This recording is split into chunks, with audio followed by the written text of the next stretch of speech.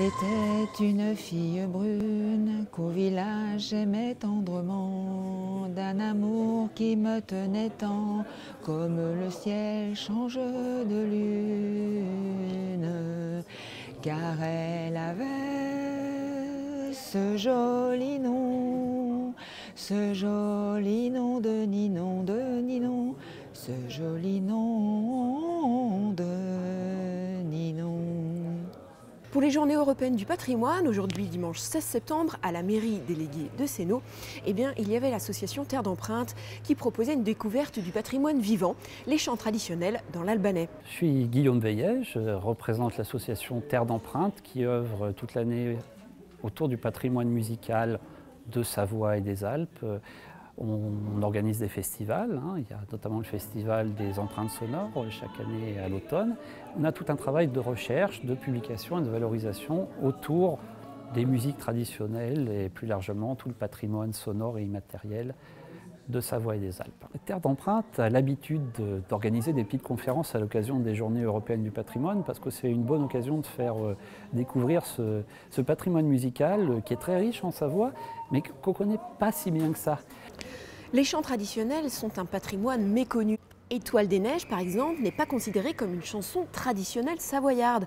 En fait, c'est une adaptation d'une chanson de variété anglaise, adaptée par Jacques Elian en 1947. C'est peut-être devenu aujourd'hui important pour les gens. Ce qu'il faut savoir, c'est que c'est arrivé récemment en Savoie. On a peut-être un peu oublié notre répertoire traditionnel qui est si riche, si divers. On a quelques chansons en tête qu'on pense très anciennes, mais qui en fait ne le sont pas. Alors, on peut se poser légitimement la question, qu'est-ce que le chant traditionnel ? La chanson traditionnelle, c'est une chanson qui s'est développée et répandue dans un monde rural, où les gens généralement ne savaient pas lire et écrire. Leur seule manière de retenir les chansons, c'était de les entendre chantées par d'autres, les répéter dans leur tête et après d'en donner leur propre interprétation.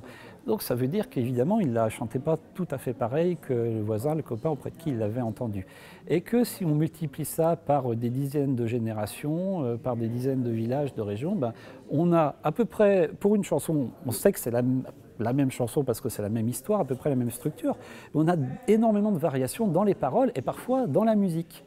Donc c'est des chansons qui ont été folklorisées, c'est-à-dire que le peuple a transformées. Voilà. Et Étoile des Neiges, c'est une chanson bien plus récente et qui ne fait pas vraiment partie de cet univers-là parce qu'il y a toujours la même musique, les mêmes paroles, alors que la spécificité des chansons traditionnelles, c'est la diversité des versions. Avec un plus en Savoie, puisque les Savoyards ont rajouté de la polyphonie. Souvent des chansons de soldats ou d'amour.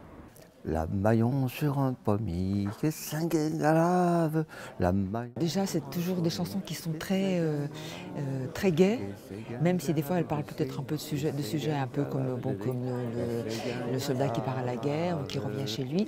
Mais c'est jamais triste comme air, c'est toujours quelque chose de très entraînant, de gai, de vivant, tout simplement.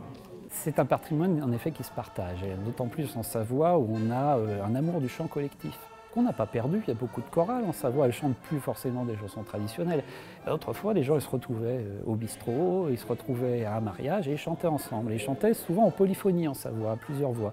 C'est vrai qu'à notre petite échelle, on essaye de créer des occasions de chanter ensemble et pourquoi pas d'entendre ces chansons dont on a trouvé la trace dans nos enquêtes, mais qui ne sont pas forcément connues par les amoureux du chant d'aujourd'hui. Alors, par exemple, on organise des veillées mensuelles qui s'appellent les tradiflettes, petit jeu de mots entre tradition et tartiflette. Enfin voilà, il fallait trouver un nom un peu accrocheur où les gens se retrouvent pour chanter et faire de la musique ensemble et où peuvent circuler des chansons qu'on n'entend pas forcément à la radio ou qu'on ne voit pas forcément à la télé, mais qui sont très belles et intéressantes à interpréter.